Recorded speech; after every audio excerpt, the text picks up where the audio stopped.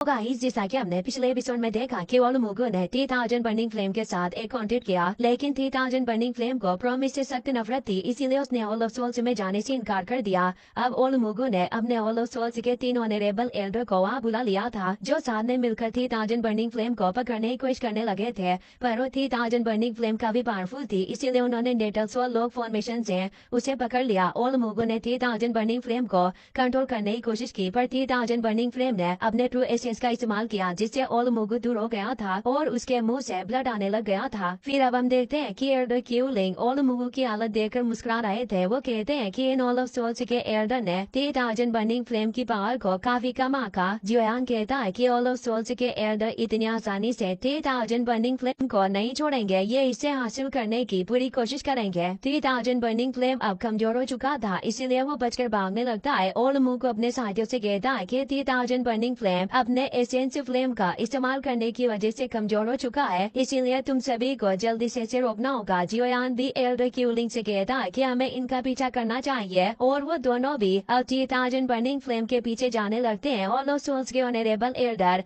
3000 burning flame पर attack करने की कोशिश कर रहे थे। फर्स्ट ऑनरेबल एल्डर अपनी फुल स्पीड में उस 3000 बर्निंग फ्लेम का पीछा कर रहा था। वो उसे कहता है कि तुम मुझसे बचकर कहाँ भागना चाहते हो, और उस पर अपनी सोल पावर से अटैक करता है। पर 3000 बर्निंग फ्लेम काफी चालाक था, वो एक पत्थर के पीछे से मुड़ जाता है, जिससे फर्स्ट ऑनरेबल एल्डर के सारे अटैक फेल हो जाते हैं। लेकिन अब दूसरा ऑनरेबल एल्डर भी उस पर अटैक करने लग गया था। 3000 बर्निंग फ्लेम बहुत मुश्किल से बचकर भागने की कोशिश कर रहा था, पर वो उसकी सोल एनर्जी के बैरियर में फंस चुका था, जो थर्ड एल्डर ने क्रिएट किया था। 3000 बर्निंग फ्लेम गुस्से में था, वो अपनी पूरी पावर से उस बैरियर पर अटैक करके उसे नष्ट कर देता है, जिससे अब फर्स्ट ऑनरेबल एल्डर भी दूर हो गया था। लेकिन अब 3000 बर्निंग फ्लेम उसे मारने के लिए पीछे आ चुका था। वो अपने फायर ब्रेथ से उस ऑल ऑफ सोल्स एल्डर पर अटैक करने लगता है। फर्स्ट ऑनरेबल एल्डर उस अटैक को रोकने की पूरी कोशिश करने लग जाता है, लेकिन हेवनली फ्लेम होने की वजह से वॉइड क्रैक क्रिएट कर सकता था, जिससे वो पीछे से अपनी पूंछ लाकर फर्स्ट ऑनरेबल एल्डर को लपेट लेता है और अपनी हेवनली फ्लेम की पावर से उसे जलाकर राख कर देता है।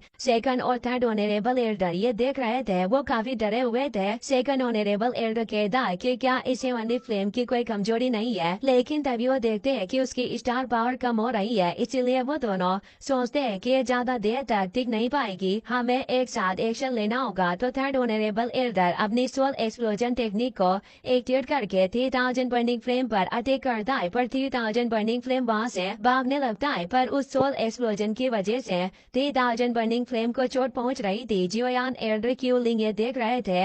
एल्डर क्यूलिंग कहते हैं कि 3000 बर्निंग फ्लेम अब कमजोर हो चुकी है और लगता है कि ये ज्यादा देर तक इनके सामने टिक नहीं पाएगी। ओलुमुगु भी अब 3000 बर्निंग फ्लेम पर अटैक करने जा रहा था। जियोयान एल्डर क्यूलिंग से कहता है कि आपको ओलुमुगु और इसके एक फाइट वेनेरेट को रोकना होगा, और बाकी के एक फाइट वेनेरेट और उस 3000 बर्निंग फ्लेम को आप मेरे ऊपर छोड़ दो, मैं उन्हें संभाल सकता हूँ। और अपने वाले अर्थ पपेट को बाहर निकाल लेता है। एल्डर क्यूलिंग उस पपेट को देखकर हैरान थे, और अब उन्हें विश्वास था कि जियोयान 3000 बर्निंग फ्लेम और होलो सोल्स के एक एल्डर को संभाल सकता है, इसीलिए वो जियोयान की बात मान लेते हैं, और वो अब उन ऑनरेबल एल्डर से फाइट करने के लिए आगे बढ़ने लगते हैं। जियोयान 3000 बर्निंग फ्लेम को देखकर सोचता है कि मैं इस फ्लेम को होलो सोल्स के हाथों में नहीं पड़ने दे सकता, अगर ये उनके हाथ चली गई तो इनकी पावर और ज्यादा बढ़ जाएगी। ओलुमुगु देखता है कि जियोयान एल्डर क्यूलिंग और हेवनली पपेट के साथ 3000 बर्निंग फ्लेम की तरफ बढ़ रहा है, जिससे उसे जियोयान पर गुस्सा आता है। वो कहता है कि ये लड़का आज मौत की तलाश में है, और वो अपने फायर एक्सप्लोजन मुंह से जियोयान पर अटैक करता है। पर एल्डर क्यूलिंग उस अटैक को रोकने के लिए आगे आ जाते हैं और बोलते हैं कि इसे मेरे ऊपर छोड़ दो। ये कहकर वो एक स्लेव से उस अटैक को नष्ट कर देते हैं। अब सेकंड ऑनरेबल एल्डर अपने वेपन को बाहर निकाल लेता है और लड़ने को तैयार था। वो एल्डर क्यूलिंग से कहता है कि हमारे रास्ते से हट जाओ, वरना तुम्हारे लिए ये अच्छा नहीं होगा। और अब एल्डर क्यूलिंग ओलुमुगु और सेकंड ऑनरेबल एल्डर से फाइट करने लग जाता है। वहीं वो थर्ड ऑनरेबल एल्डर अपनी सोर्ड को बाहर निकाल लेता है और उनके तेज स्लेट से 3000 बर्निंग फ्लेम पर अटैक करने लगता है। जियोयान वाली फ्लेम की तरफ इशारा करता है, जिससे वो समझ जाता है कि उसे थर्ड ऑनरेबल एल्डर से फाइट करनी है, और वो पपेट उस ऑनरेबल एल्डर के सामने आ जाता है और उससे फाइट करने लगता है। हेवनली पपेट एवल होने के बाद काफी पावरफुल हो चुका था, जिससे उसके पंच से वो थर्ड ऑनरेबल एल्डर काफी दूर चला जाता है। जियोयान अब तेजी से 3000 बर्निंग फ्लेम के पास पहुंच जाता है। 3000 बर्निंग बर्निंग फ्लेम की बॉडी पर काफी सारे क्रैक्स थे, पर उसे पता चल गया था कि जियोयान उसके पीछे है। जियोयान देखता है कि 3000 बर्निंग फ्लेम अपनी चोटों को ठीक कर रहा है और यही वजह है कि इस फ्लेम को अनडाइंग फ्लेम कहा जाता है। जियोयान अब उस 3000 बर्निंग फ्लेम के आगे पहुंच जाता है और अपने रूलर को बाहर निकाल कर उस पर एक तेज स्लेट से अटैक करता है और कहता है कि मैं देखना चाहता हूँ कि आखिर तुम्हारे पास क्या एबिलिटी है जिससे तुम मेरी फ्लेम मंत्र से क्रिएट की गई है वर्ल्ड फ्लेम का विरोध कर सकते हो। 3000 बर्निंग फ्लेम कमजोर था जिससे वो जियोयान के सिले से दूर हो गया था और जियोयान और 3000 बर्निंग फ्लेम के बीच एपिक फाइट होने लगती है। वो उसे खाने की कोशिश करता है पर जियोयान उसके मुंह में अपने रूलर को फंसा देता है और अपनी वर्ल्ड फ्लेम से अटैक करके उसे दूर कर देता है। 3000 बर्निंग फ्लेम अपनी बीम पावर से जियोयान पर अटैक करता है तो जियोयान अपने 6 giant body flowing ruler technique को एक्टिवेट कर लेता है जिससे वो उस बीम का विरोध करके उस 3000 बर्निंग फ्लेम के पास पहुंच जाता है और अपने पास मौजूद कई सारे फ्रीजिंग एलिमेंट बोटल्स को उस 3000 बर्निंग फ्लेम के पास ब्लास्ट कर देता है जिससे वो 3000 बर्निंग फ्लेम पूरी तरीके से फ्रीज हो जाता है और वो बिल्कुल भी हिल नहीं पा रहा था। जियोयान अब जीएन की दी हुई उस वॉइड ड्रैगन क्लेन के एंसेस्टर ब्लड बोतल को बाहर निकालता है और अब उस बोतल के ब्लड से वो 3000 बर्निंग फ्लेम के सर पर छोड़ देता है जिससे उसके हेड पर ड्रैगन इम्प्रिंट एक्टिवेट हो जाता है। इससे वो खुशवा कहता है कि वास्तव में इसके अंदर वॉइड ड्रैगन एंसेस्ट्री की सील पहले ही मौजूद थी, पर जियोयान को जीएन के बाद याद आती है कि ड्रैगन इम्प्रिंट कॉम्प्लीमेंट्री होती है। अगर तुम इस 3000 बर्निंग फ्लेम पर काबू नहीं कर पाए तो ये 3000 बर्निंग फ्लेम तुम पर काबू कर लेगा। जियोयान को इससे गुस्सा आता है और वो सोचता है कि आज मेरे और 3000 बर्निंग फ्लेम के बीच फाइट होना तय है, पर मुझे कुछ भी करके लड़ाई जीतनी होगी। तभी उस इम्प्रिंट की वजह से जियोयान 3000 बर्निंग फ्लेम के कॉन्शियसनेस स्पेस में पहुंच जाता है। वहाँ 3000 बर्निंग फ्लेम की डरावनी आवाज आती है कि लड़के वास्तव में तुम्हारे पास काफी हिम्मत है जो तुमने मेरे इस स्पिरिचुअल स्पेस में आने का साहस किया। और अब वो 3000 बर्निंग फ्लेम की बॉडी जियोयान के सामने आ गई थी। वो जोर से रोर करने लगता है और कहता है कि लड़के तुम एक मूर्ख इंसान हो। जियोयान कहता है कि अब हमारे बीच सोल पावर की फाइट होगी, तुम्हारे पास जो भी टेक्निक है उसका इस्तेमाल करो। 3000 बर्निंग फ्लेम बोलता है कि अगर तुम मरना ही चाहते हो तो मैं तुम्हारी इस इच्छा को जरूर पूरी करूंगा। और अब वो अपनी पावर से जियोयान के पास एक प्रिजन को एक्टिवेट करने लगता है। बाहर एल्डर क्यूलिंग उस सेकंड ऑनरेबल एल्डर और मुगु के साथ फाइट चल रही थी। वो दोनों मिलकर भी एल्डर क्यूलिंग को हरा नहीं पा रहे थे और मुगु देखता है कि जियोयान और 3000 बर्निंग फ्लेम की बॉडी अनकॉन्शियसनेस हो चुकी है और उनके बीच स्पिरिचुअल बैटल चल रही है। ये काफी अच्छा अवसर है जिससे मैं इस 3000 बर्निंग फ्लेम और जियोयान को एक साथ पकड़ सकता हूँ। इससे एक तीर से दो शिकार होंगे। ओल्ड मुगो सेकंड ऑनरेबल एल्डर से कहता है कि क्यूलिंग को रोकने की कोशिश करो, मैं 3000 बर्निंग फ्लेम को हासिल करके आता हूँ।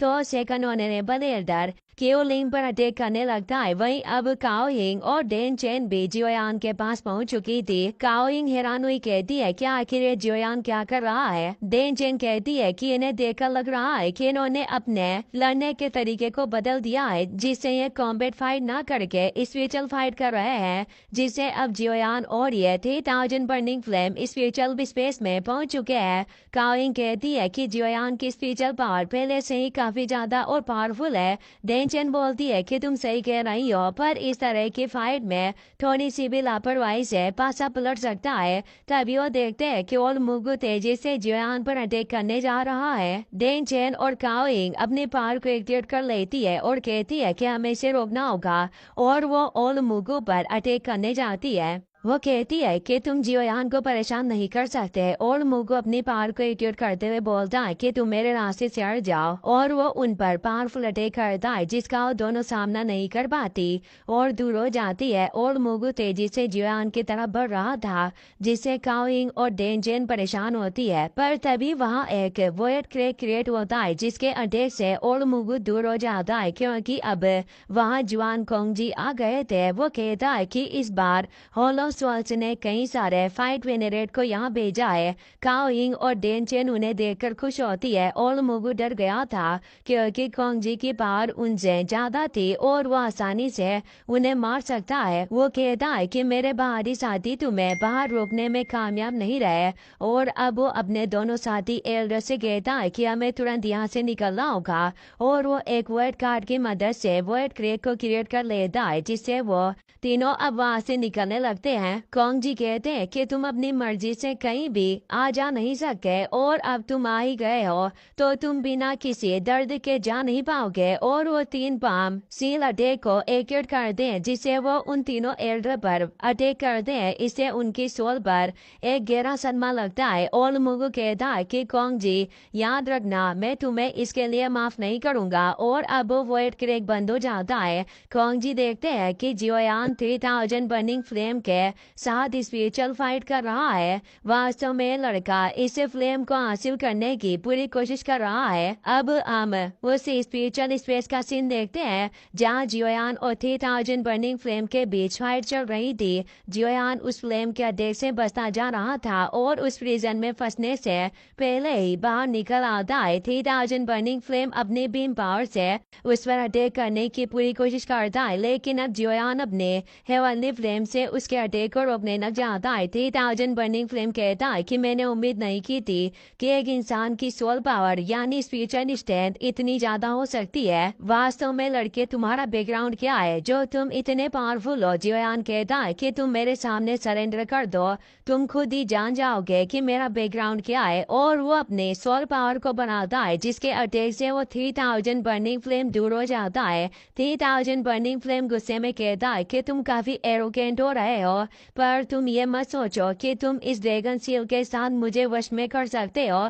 आज मैं तुम्हें एक्सपीरियंस करवाऊंगा कि 1000 साल तक कैद होने की क्या पीड़ा और निराशा होती है। और वो अपनी फ्लेम से एक वो टेक्स्ट को क्रिएट करता है जिससे बाहर उस स्टार रियल्म में भी तेज एनर्जी बैरियर क्रिएट हो गया था और चारों तरफ 3000 बर्निंग फ्लेम की एनर्जी फैलने लग गई थी और सभी पर अटैक हो रहे थे। कॉन्ग जी उन अटैक को रोक रहे थे। वो एल्डर क्यूलिंग से कहते हैं कि तुम सभी स्टूडेंट को लेकर जल्दी से स्टार रीजन को छोड़ दो। काओइंग कहती है कि जियोयान अभी भी यही है, उसका क्या होगा? तो कॉन्ग जी कहते हैं कि मैं देखना चाहता हूँ कि मैं उसे कैसे लेकर आ सकता हूँ और वो जियोयान की तरफ बढ़ने लगते हैं। एल्डर क्यूलिंग कहते हैं कि हम सभी को तुरंत स्टार रीजन को छोड़ना होगा वरना हमें कोई नहीं बचा पाएगा। और वहाँ से निकलने लगते हैं। कॉन्ग जी अब जियोयान के पास पहुंच गए थे। वो देखते हैं कि जियोयान अभी क्रिटिकल सिचुएशन में है। उन्हें लग रहा था कि जियोयान 3000 बर्निंग फ्लेम को काबू नहीं कर पाएगा इसीलिए उसे जगाने जाने लगते हैं। पर जियोयान ने पहले ही अपने प्रोटेक्शन के लिए हेवनली पपेट को तैयार कर रखा था जो स्पेस रिंग से बाहर निकल आता है और वो कॉन्ग जी पर अटैक करता है। कॉन्ग जी उसके अटैक को रोक लेते हैं और सोचते हैं कि जियोयान ने अपने प्रोटेक्शन के लिए इस पपेट को तैयार कर रखा है और ये पास आने वाले हर किसी को अपना दुश्मन मान रहा है। कॉन्ग जी सोचते हैं कि जियोयान और 3000 बर्निंग फ्लेम के बीच स्पिरिचुअल बैटल अभी अच्छे से चल रही थी इसीलिए मैं जबरदस्ती अभी इसे बाहर नहीं निकालूंगा वरना इसे काफी ज्यादा नुकसान होगा।